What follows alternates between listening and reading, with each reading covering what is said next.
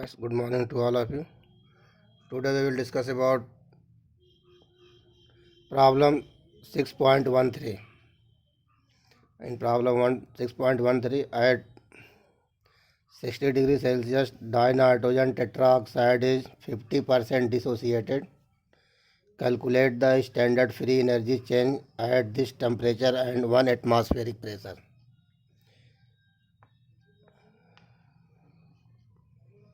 Solution: dinitrogen tetroxide formula N2O4, 50% dissociate. First write the chemical reaction of the dissociation of N2O4.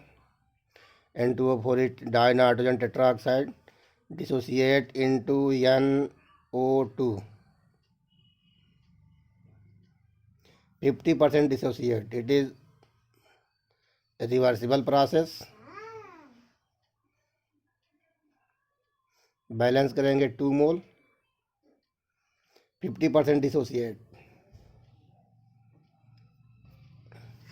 Gas form, and also this is gas form. N2O4 are dissociate into NO2, dinitrogen oxide, nitrogen dioxide, and it is dinitrogen tetroxide.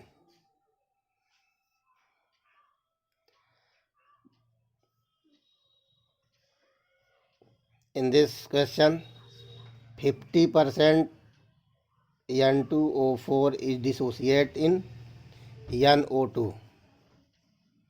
Suppose number of mole of N2O4 equal to 1. Then in initial condition number of mole will be 0.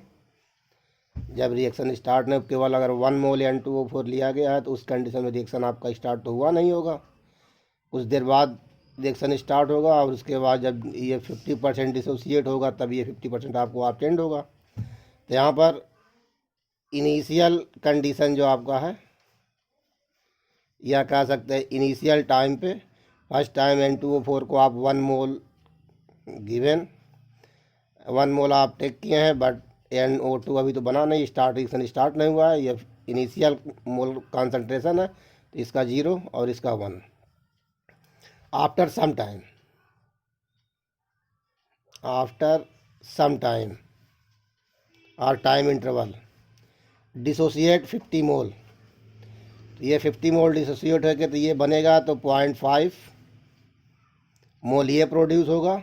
Remains कितना होगा 0.5. 1 minus 0.5 ये आपका remains होगा.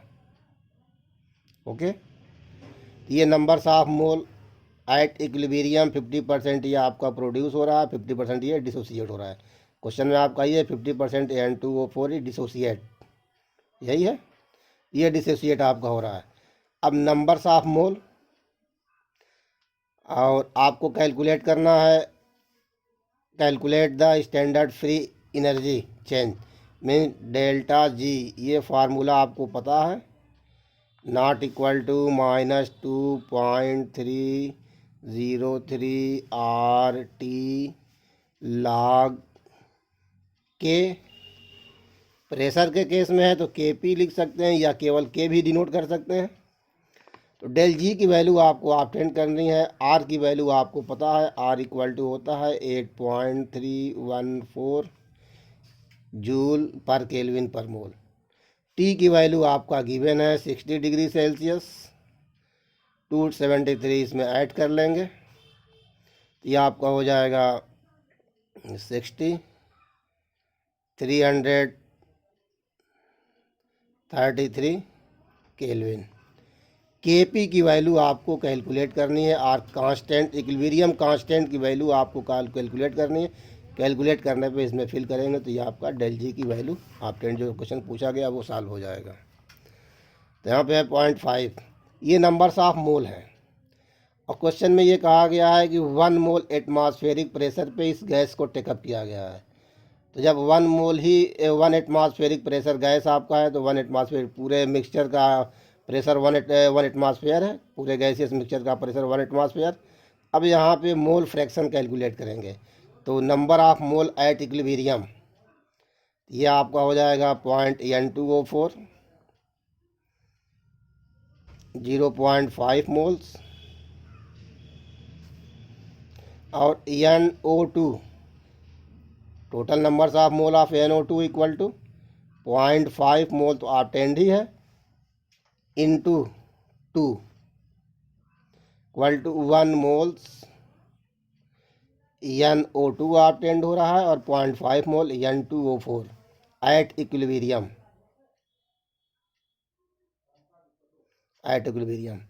अब note करेंगे mole fraction of N2O4 mole fraction of N2O4 equal to number of mole of N2O4 upon mole of total number of mole number of mole N2O4 0.5 upon total number of mole मतलब sum कर देंगे दोनों को 1 और 1.5 equal to 1/3। ऐसे ही numbers of मोल उसका calculate करेंगे mole fraction NO2 का mole fraction of NO2 equal to numbers of mole of NO2 1 number of mole NO2 1 upon total number of mole 1/5 equal to ये 2/3 आपका ऑब्टेंड हो जाएगा। अब total pressure आपके पास कितना है total pressure equal to 1 atmosphere लिखेंगे partial pressure of N2O4 equal to total pressure into x N2O4 mole fraction of N2O4 mole fraction of N2O4 into total pressure equal to partial pressure of N2O4। ये आपका है 1 into 1/3 equal to 1/3 ATM।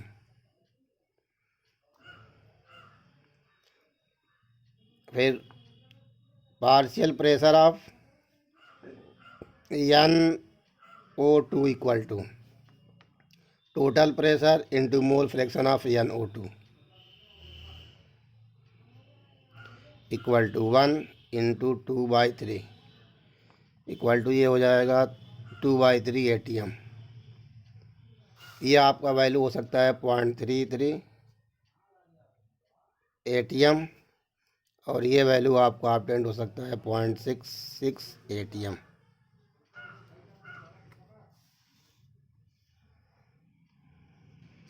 अब यहाँ से calculate करेंगे KP की value. तो KP का फार्मूला आपका होगा के का फार्मूला KP नोट कर सकते हैं प्रेशर के केस में। ये इक्विलिब्रियम कांस्टेंट प्रेशर के केस में अभी नेक्स्ट चैप्टर में बताया जाएगा। तो KP के लिए यहाँ फार्मूला ऑब्टेंड होगा KP equal to active mass of pressure of NO2 का square number of mole square के फॉर्म में upon partial pressure of N2O4 equal to N2O4 partial pressure of N2O4 by 2/3 2/3 का whole square into 2/3 upon N2O4 1/3 solve करेंगे तो ये आपका हो जाएगा 2 2 जा 4 अपॉन 9 इंटू 3 अपॉन 1 3 3 जा 9 इक्वल टू 4 3 1 जा 3 1.33 ATM। ये इक्विलिब्रियम कांस्टेंट KP की वैल्यू आएगी। अब इस वैल्यू को इसमें पुट करेंगे delta G not equal to -2.303 R की वैल्यू 8.314 इंटू टी की वैल्यू 333 इंटू log 1 के पी की वैल्यू आप रख देंगे 1.33। 1.33 की वैल्यू आप लॉग टेबल से देख लेंगे, लॉग 13 का 3 कॉलम, तो यह आपका वैल्यू आपका आ जाएगा -2.303 इंटू 8.314 इंटू 333 इंटू लॉग 1.33 की वैल्यू 0.1239। इसको आप मल्टीप्लाई करेंगे तो वैल्यू आपका हो जाएगा -76381 जूल पर मोल, या फिर आप लिख सकते हैं -712, लिख सकते हैं 763.8 किलो जूल पर मोल। यही आपका वैल्यू ऑब्टेन होगा। ये प्रॉब्लम 6.13 था। तो यहीं पे आपको प्रॉब्लम क्रिएट था, ये मोल फ्रैक्शन कैसे आता है, कैसे नम केपी के कैलकुलेट किया गया, तो केपी कैसे कैलकुलेट हो, ये आगे चैप्टर में आपको मिलेगा।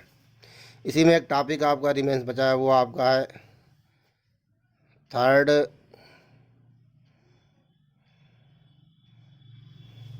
Law of thermodynamics.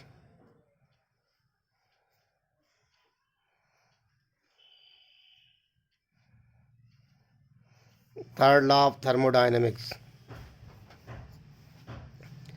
In third law of thermodynamics, scientists say that at absolute zero means 0 Kelvin,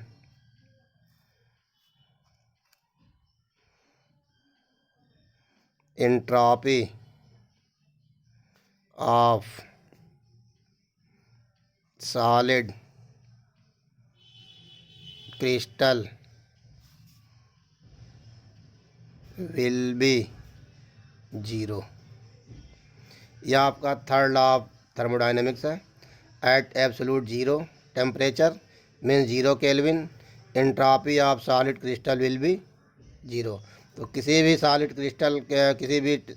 crystal का एंट्रोपी 0 केल्विन पे 0 होगा। यह आपका है थर्ड लॉ ऑफ थर्मोडाइनमिक्स। तो एट एब्सोल्यूट टेम्परेचर और at 0 kelvin entropy of solid crystal will be 0।